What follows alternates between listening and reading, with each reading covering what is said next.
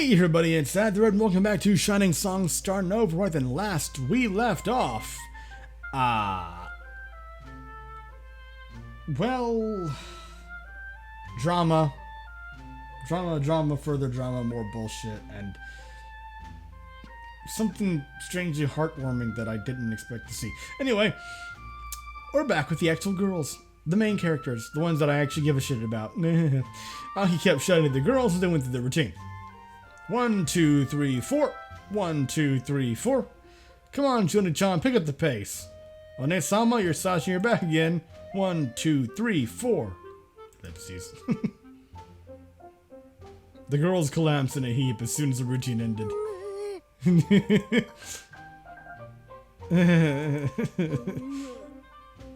Water. Life-giving water. I can't believe this sight. Wiped out already. It's hardly just 11 o'clock, you know. Aki-chan, this really might be overdoing it, you know. If we keep practicing like this, then we're gonna be too tired to perform for the actual live. It's only expected. This kind of devotion is what it takes to become a top idol. As your center, I won't accept it. We've all... In her exhaustion, even Aki ran out of breath mid-sentence. Aki-chan, you're really pushing yourself too far. At this rate, what if you end up hurting yourself? Listen to your kohai. Not the right word. Pretty sure that's not the right word. Pretty sure that means like, junior.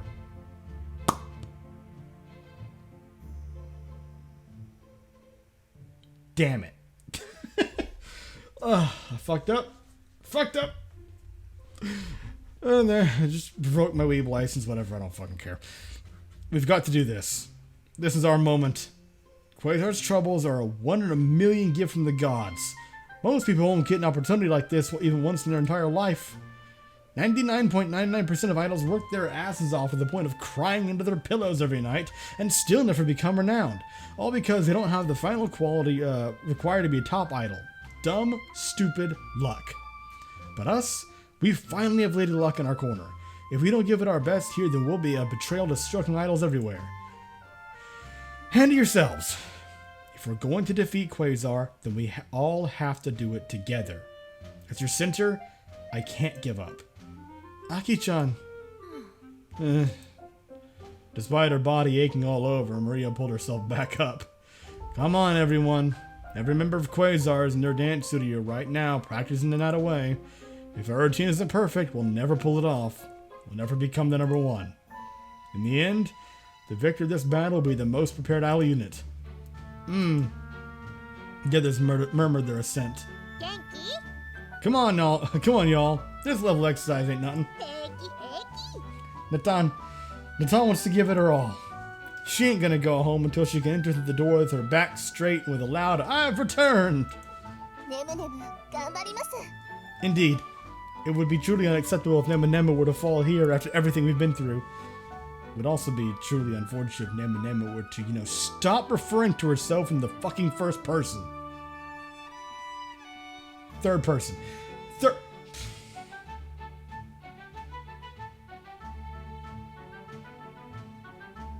Third person. I'm so fucking stupid. I've got to show Harn-san after all. Just how a high Starnova can go. You guys really are gonna do this. This one cannot say our heart is fully prepared yet. Ugh. After all, it sounds impossible. Becoming the number one idol unit in the country. Homo. Maybe just being the top 10 to be amazing, wouldn't it? Aki-chan, it's good to try your best and all, but is this really the right way to become the number one? At this rate, you might lose something important about yourself, you know? It's alright for a girl like you to be selfish every now and then. Do you really have to commit your whole life to become the number one? What about your own happiness? I'm your center. Starnova is my responsibility. When I said I was destined to become the center last year, I wasn't joking. I already knew from the very beginning just how heavy this duty would be. Being the center isn't about getting the most attention. It isn't about getting the most money.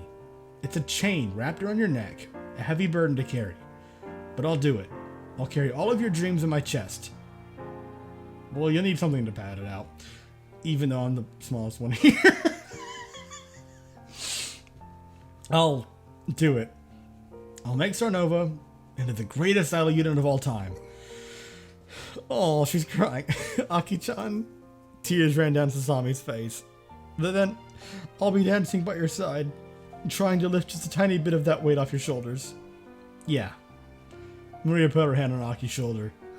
What are you doing trying to look all cool? I'm still the most senior member of the unit here, you know. And I'm the one who needs to defeat Quasar the most of all here. You've got my backing. Let's do it together. I guess I've got no choice then. Oh well, it's not like I particularly want to be second place either. Don't get the wrong idea though. I'm only doing this so I've got a shot of becoming the center next year. You better watch your back, you shit lolly. Cause Watanabe and Julie's right behind you. Yeah, top tsundere bitch.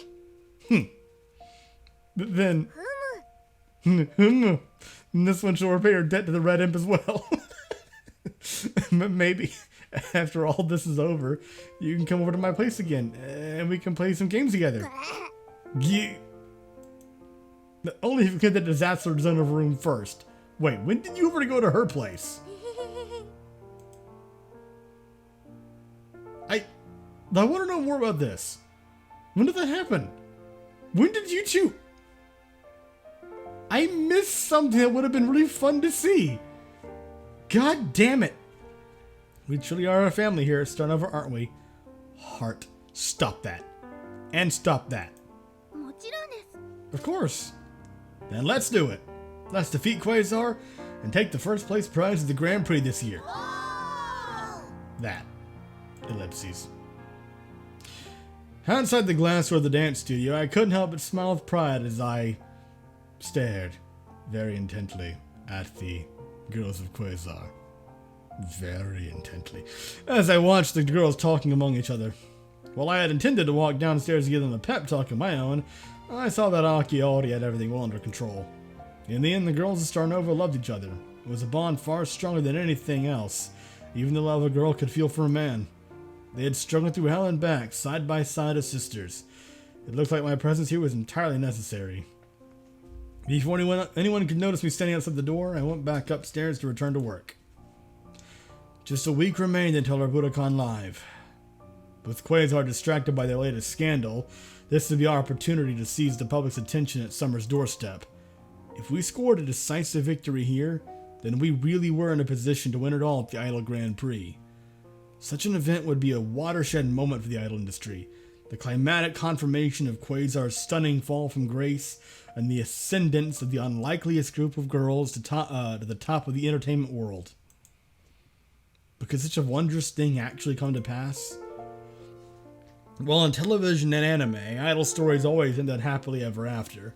In reality, the vast majority of idols never made it anywhere. Ugh. Indeed, it was only natural that in the sea of hundreds of thousands of idols, all trying to make it big, most idols were disappointed in the end. As we approach our grandest stage yet, the first warning sign that all was not as well as it appeared struck. Oh, good. Oh no. The day of our Budokan Live having arrived, the girls filed into the ready room and changed into their uniforms. Kinda hard to believe that just a week ago the Quasar girls were in this room getting ready for the live, huh? Coo-hoo. Afraid you're gonna catch the cooties from them? Of course not. What, you think I'm an elementary schooler? We better be careful, everyone. I wouldn't be surprised at all if they left traps for us. That's exactly the sort of thing those girls would do. What, like claymores? The fuck about? Like hidden cameras. Make sure to watch your step. They could have dropped caltrops on the floor for all we know. So the enemy's booby traps may be afoot. You need a high perception skill, you know. Eh? Are you serious? Of course something like that is impossible. But besides, I'm Sure, the janitors would have already cleaned this place up after they're live. Well, I'm sure Sasashi's right. Anything they would have left behind would probably be long gone by now. Phew. Anyways, let's all do our best. To tell the truth, my heart's never beat this hard before live before. We're all the same way, Aki-chan. Alright, let's go out there and beat everyone up. Round 1, knockout, fight! Of course we're not going to do that, you bumpkin. What, do you think we're about to participate in a martial arts competition all this time? But I thought Budokan was a national martial arts hall. Isn't that what we've been training around the clock? To deliver our fists of justice to them Quasar gals? There shall be no fisting. Unbelievable. Just unbelievable. Now, Tons is trying to loosen the mood a bit. Yeah, there you go. Everyone, this is our time. When we're the #1 idol unit in the country, all our fans will be saying it all started here, at our first Budokan Live.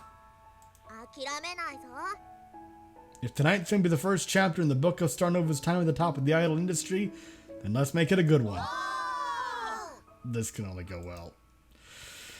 Oh, as much as I would love her to work. Two lipsies. Aki finished her makeup and stood up from her chair to join the girls.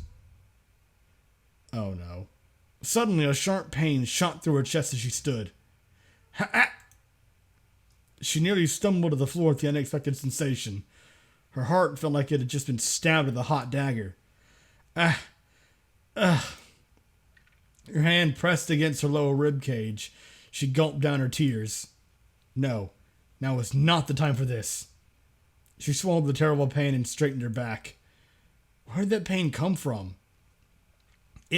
It was just a coincidence. It was just a coincidence, wasn't it? That there's no way that something's wrong with my body. I won't accept it. Not here. Even if something's really wrong, I'll just have to power through it. Or else, everything we've worked for will have been in vain. With that, Aki slapped her face back into focus and strode out of the ready room. It's showtime. Come on, let's do this. No time for second thoughts now. Oh no. Oh no, no. What's going on? Aki arrived with the other girls were waiting for her backstage. Aki-chan, is something the matter? Nothing. Just had to use the toilet for a bit. Unbelievable. You better have made sure nobody saw you. It'll negatively affect your image if it gets leaked online that idols use the bathroom, you know. Of course I knew that. What do you think? I became an idol yesterday? Alright.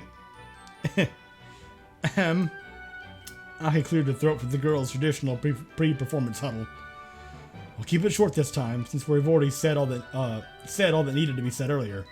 But let's really shine out there tonight. Despite us not being that popular at first, some of the fans out there have been with us ever since our debut live, you know. I know because I've spoken to them at our handshake events. People are counting on us to cheer them up for their troubles. No matter what happens, let's bring them our best smiles. All together.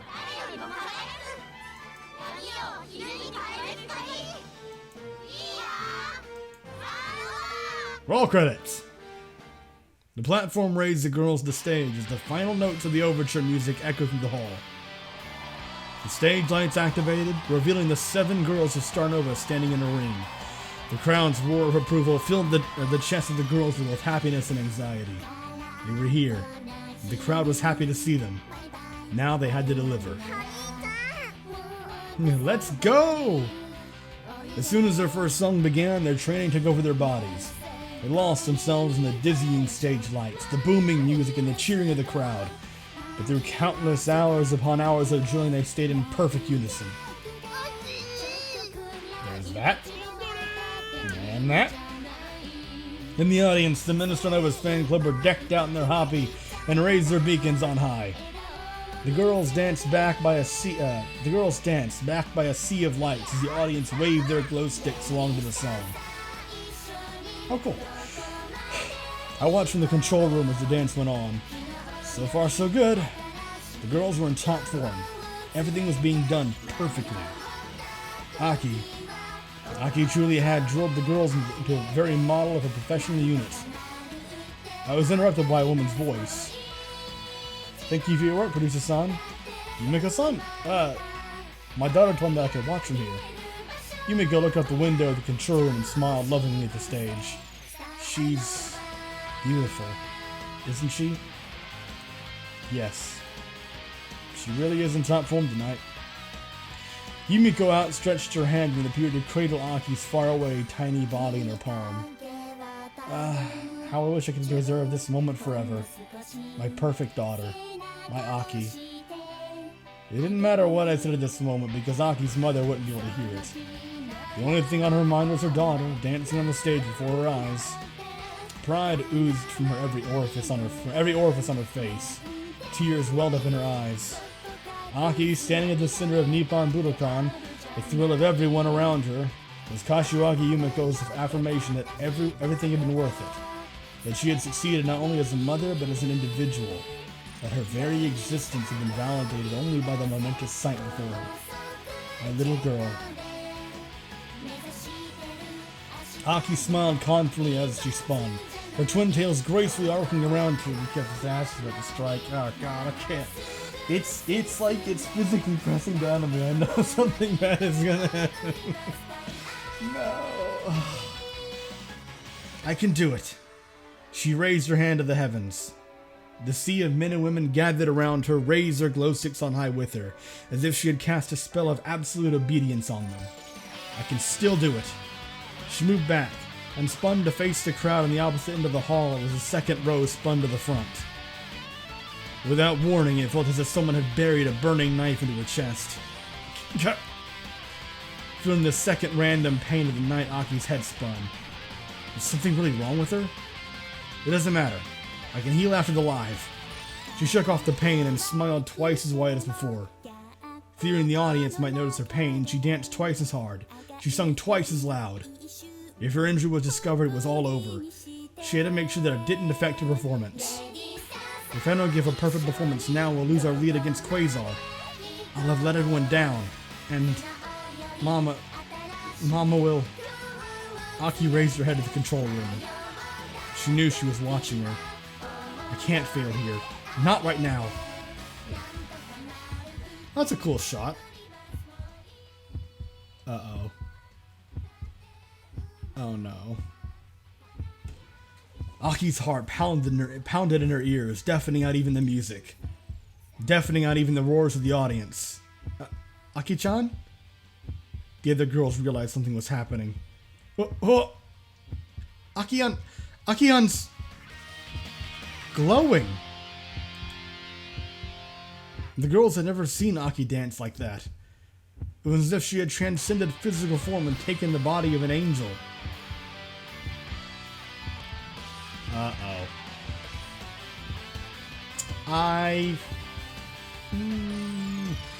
Her body soared to the skies as she jumped, as if no longer constricted with the limits of her human body. Her face was locked in a trance as she bared everything, all of her pride, her joy, her pain, her sorrow to the audience. Various members of the audience gasped in wonder. What's happening? Aki-chan's...